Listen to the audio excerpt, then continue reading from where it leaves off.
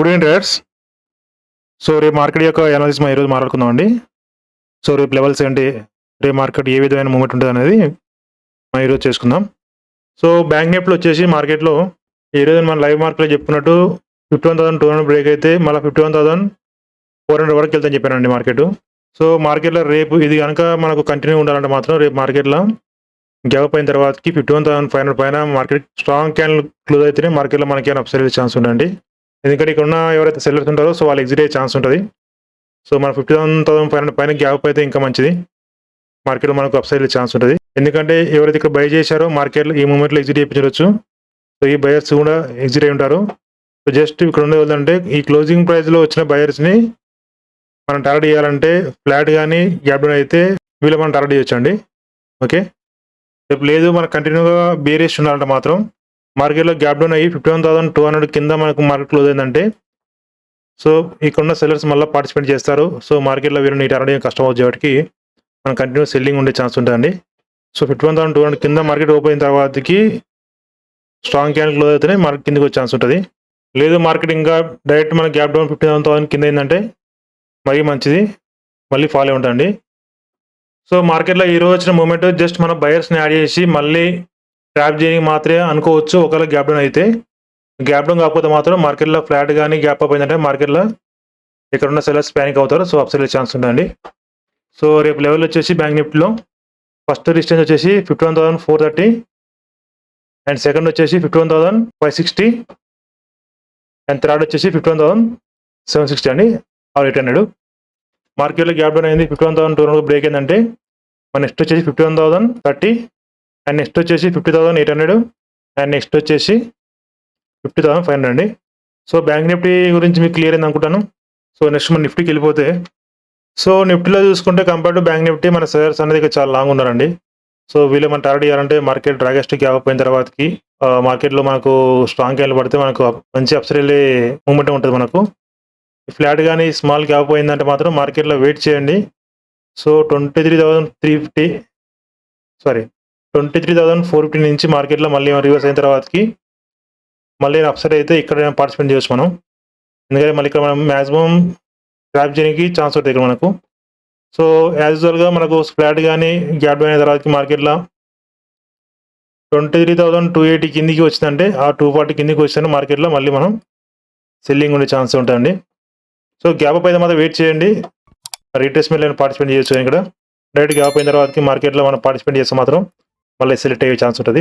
So రేపు Nifty level వచ్చేసి 23,450 and next వచ్చేసి 23,550 అండ్ థర్డ్ వచ్చేసి 23,650 అండి.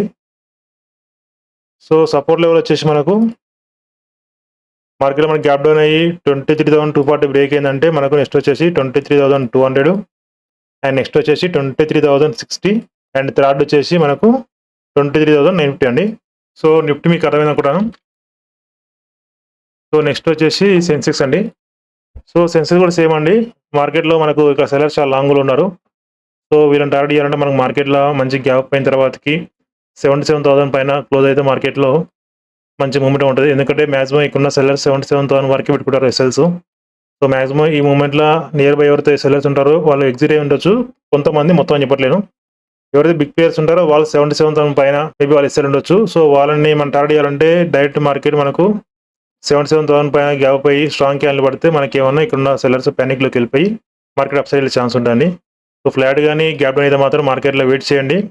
మంచి క్యాండిల్ ఏమైనా స్ట్రాంగ్ క్యాండిల్ సెల్ సైడ్ పడిందంటే మనకు 76,200 కిందికి వచ్చిన మార్కెట్లో మంచి ఫాల్ ఉంటుంది. సో ఒకవేళ మనకు ఫ్లాట్ కానీ స్మాల్ గ్యాప్ డౌన్ అయినా కానీ మార్కెట్లో సో ఇక్కడ బై చేశారో మార్కెట్లో మళ్ళీ వాళ్ళు పార్టిసిపేట్ చేసే ఛాన్స్ ఉంటుంది.